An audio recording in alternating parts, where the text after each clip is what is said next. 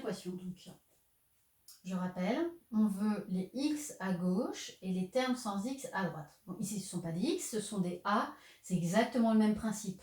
Les a à gauche, les termes sans a à droite. Donc, ce qui n'est pas à sa place ici, c'est ce plus 11. Il faut s'en débarrasser.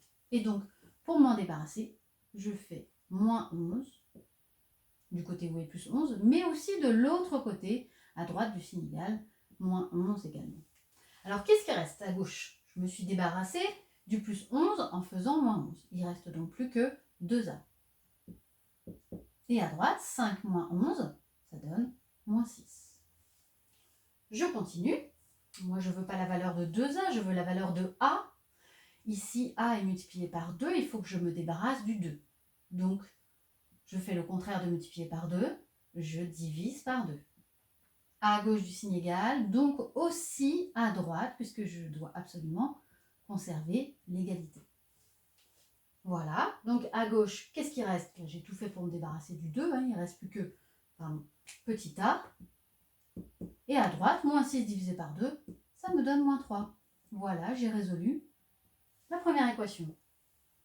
Deuxième équation, je veux les x à gauche, les termes sans x à droite. Ici, ce ne sont pas des x, ce sont des b, mais c'est exactement la même chose.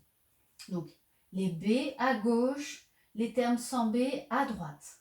Ici, déjà, le 2b, il n'est pas à sa place. Alors, 2b, c'est comme plus 2b, quand il n'y a pas de signe, c'est comme s'il y avait un plus. Il faut donc que je m'en débarrasse. Il faut donc que je fasse moins 2b. Mais si je le fais à droite, je le fais à gauche également. Moins 2b. Donc, qu'est-ce qui reste? Alors, à droite, je me suis débarrassée de 2b. Il ne reste plus rien du tout, donc il reste 0.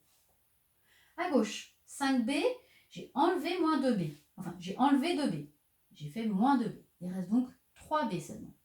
3b, moins 12, n'a pas bougé. Je continue. Je veux les b à gauche, les termes sans b à droite. Ici, le moins 12 n'est pas à sa place. Pour l'enlever, je dois donc faire plus 12. Et si je le fais à gauche, je le fais à droite également. Plus 12. Et donc, à gauche, je me suis débarrassée du moins 12 en faisant plus 12.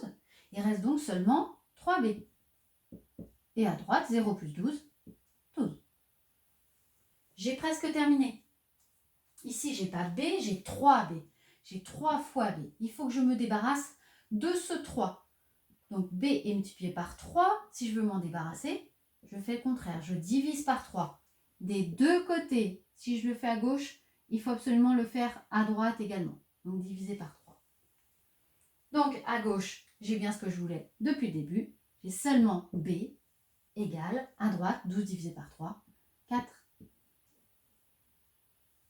Et c'est terminé.